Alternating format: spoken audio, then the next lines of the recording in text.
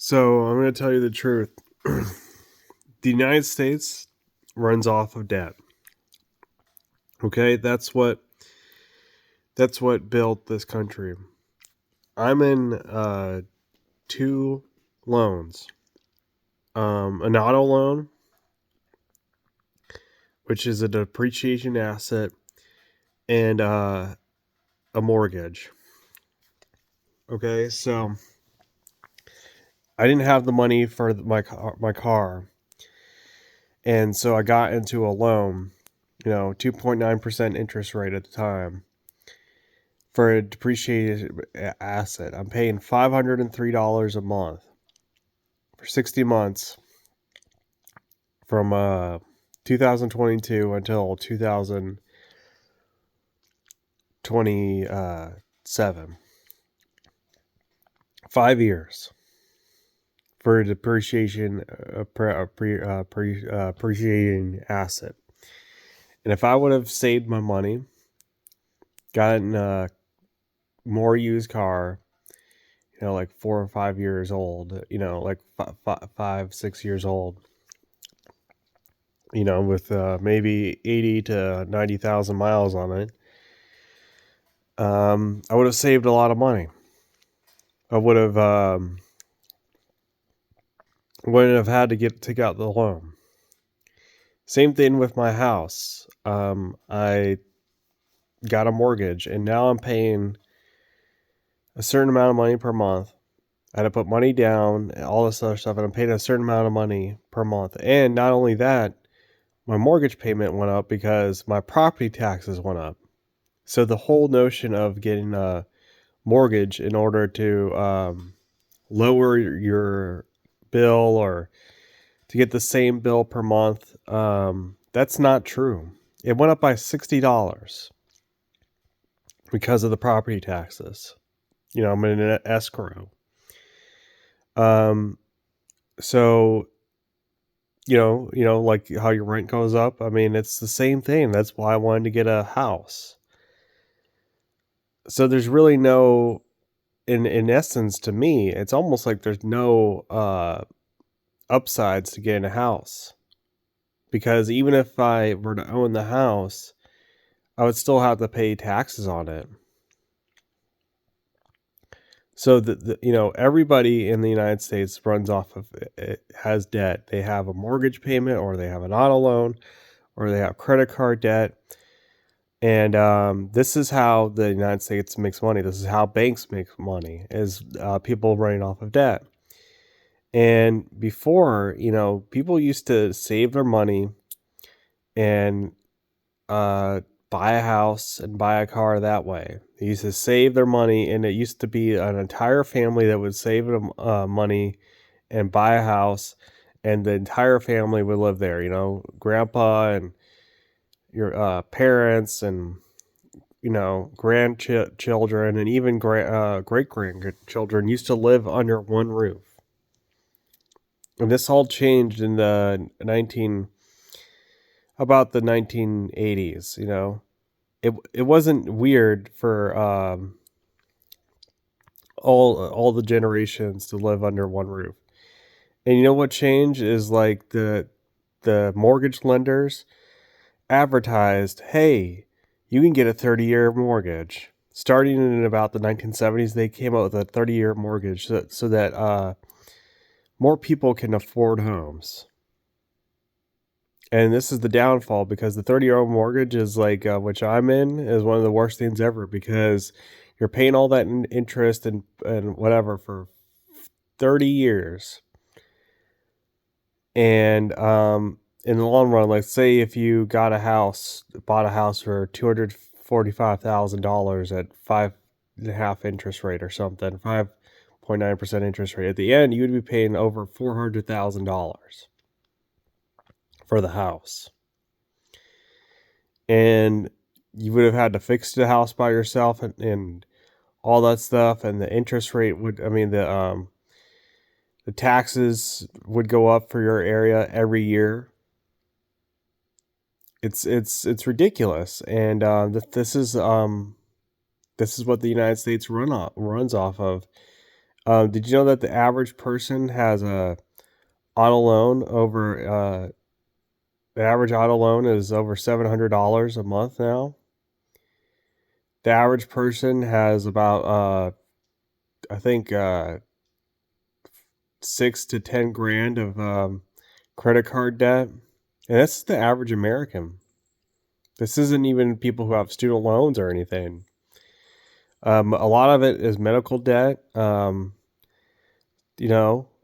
least with the hospitals, they don't charge interest, so you just pay. You can go into a payment plan and pay per month, or you can, um, you know, fill out forms in order to reduce your payment if you need to.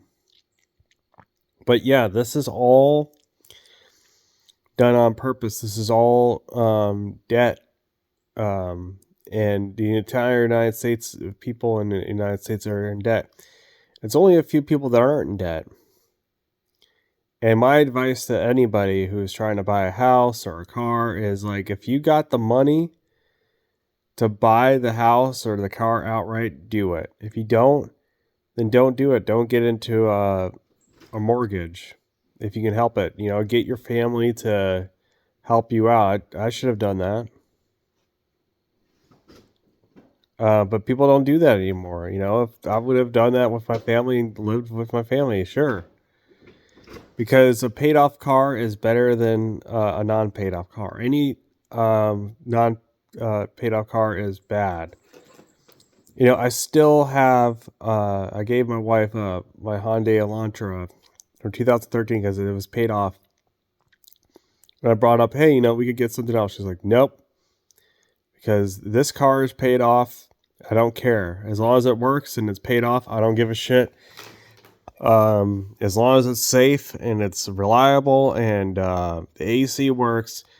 And there's a few things wrong with the car, like the glove box doesn't work. But she's like, nope, I don't want a new car. I don't care. I don't care. I don't want car payments. I'm going to keep this for as long as I can. And then she said, when I get a job, a job that's, where I'm making some money, I'm going to save up some money for a car and then pay it out all right. I don't want a car payment. And that's literally the smartest thing ever. She doesn't want any payments with it. She doesn't want any debt. The unfortunate thing is that I'm in debt with a car loan in front of the house. And I'll tell you this, there's no way that I could have come up with the money for the house, but next time I get a car, I'm not going to get a loan. I'm going to save it up, my money, and just buy something that's older. I can always fix it up. You got to remember that a non-paid off car is the worst thing you can have because it's a depreciating asset. Again, yeah. And if you live in the United States, you know about this. You know that you have some kind of loan, a mortgage or a auto loan or a credit card. All these are loans. And, if you're not paying it off your credit card every month, if you're not, if you didn't pay off your car, you're going to have a bad time with interest rates. The interest rates are going to go up every year for you, and it's really sad. Like with my auto loan, that I have, I'm paying over $2,000 over the more than what I took out on over 5 years. Now that's not as bad as the house, but it's still some money. You're still having to pay all that money, over all those years. So my advice to anybody getting a car is just don't get an auto loan. Paid up all right. And my advice to someone getting a house is you're really not saving that much money getting a house. The taxes always go up. So went up by $60. Rent always goes up, but again, at the end of the day, you with a house, I mean, you don't really own it either because they tax you after you own it, after you pay off the lender. But yeah, with your house, with your rent, it will go up, but you'll never have to pay these exorbitant amounts just to live in it. You don't ever have to pay the taxes for your apartment, you know? And you can get stuff fixed. You don't get stuff fixed in your house. You have to pay for stuff to get fixed. I mean, it's a few $100s here, a few $100s there. It gets ridiculous, and the prices are, you know, it's like you rethink, you know, do I really need a house? Do I really need to pay for all this stuff? I mean, the reason why they say people need houses is because money lenders are very great at persuading people into get into debt with them. That's why they say you need a house. Just watch. Pretty soon they're going to come up with a 40-year mortgage, right? Because they came out with a 30-year mortgage. Before then, it was only like maybe like 15 years was the max. But they came up with the 30-year mortgage, and then they're going to come up with the 40-year mortgage. And they're going to squeeze even more people, you know? Just saying.